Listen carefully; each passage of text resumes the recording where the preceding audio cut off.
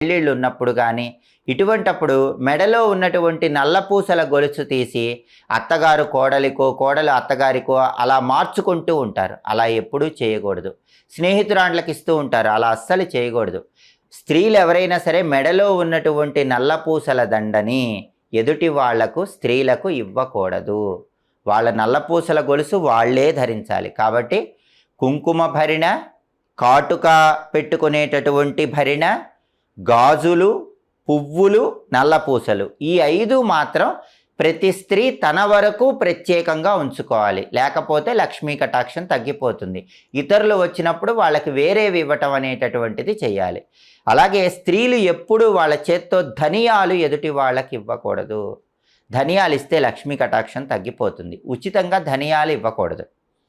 అలాగే ఉచితంగా ధనియాలు తీసుకోకూడదు. ఉప్పు కూడా ఉచితంగా ఇవ్వకూడదు. ఎదుటి వాళ్ళకి ఎవరైనా ఆడవాళ్ళు